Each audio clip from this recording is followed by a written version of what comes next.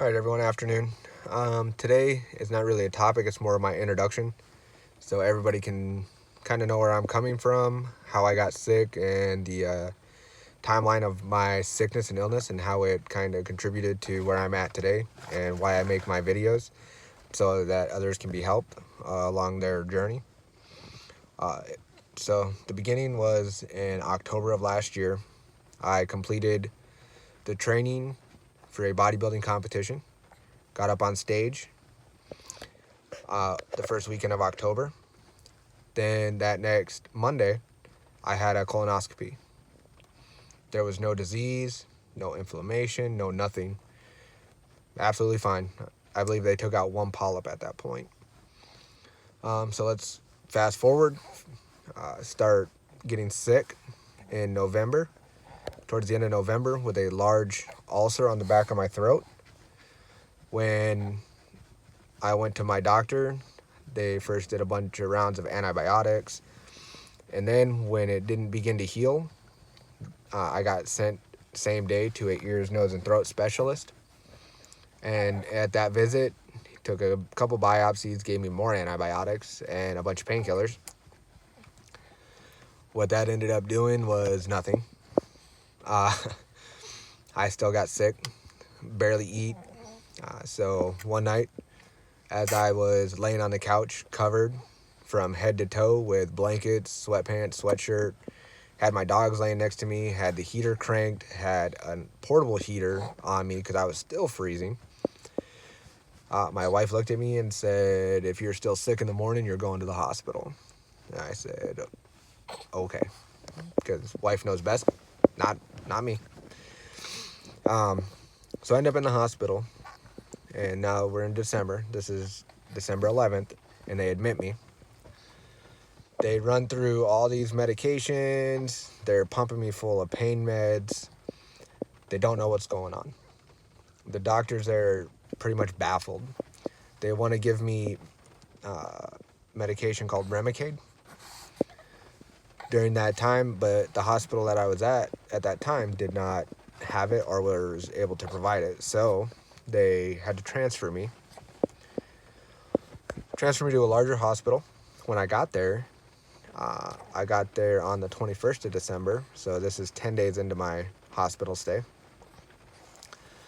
They attempt to do a colonoscopy and they're unsuccessful. They couldn't advance the camera out of fear that my large intestine was going to rupture once they tried to advance the camera. So they start me on Remicade on the 23rd.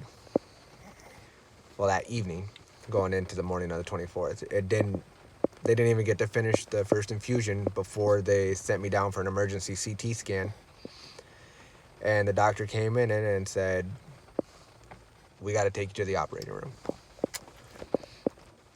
Up until this point, I had fought the doctors every day, multiple times a day, telling them I am not having this surgery. I am not going to have a colostomy bag, which I later, now that I'm more educated on the subject, know it as an ileostomy, not a colostomy, because of the placement of it. So, I ended up with my bag, and then I spent a fair amount of time still in the hospital, because I spent over a month in the hospital until I was finally released. When I went into the hospital, I weighed about 165 pounds. My normal is about 167. By the time that I left the hospital due to not eating and my illness and everything, I was down to 124 pounds. Crazy. So the mental aspect of that alone crushed me. Coming from what I did, being in the best shape of my life, to I looked anemic. I was just skin and bones, and I couldn't believe it on how bad I appeared. But I'm better now, getting better every day, and that's why I do these videos. And we'll talk about that more with each video, the mental side of it, because I'm here to help people, because that's what I needed. I needed to find somebody that would talk about their stuff more than the people that I did talk to. So after I get home, they'd only taken out my large intestine. The plan was to conduct and complete a J pouch about 6 to 8 weeks after the original surgery. Well, about 4 weeks or 5 weeks after my first surgery, I ended up laying on the floor in my bedroom, unable to move. My wife had to call the ambulance and get me transported to the hospital. And the doctor came in and told me that he was sorry, but the rest of the colon that would have been reattached was too diseased, that I could continue to get sick, but he does not advise the reconnection in a J pouch. So I sat down with my wife and we talked about it.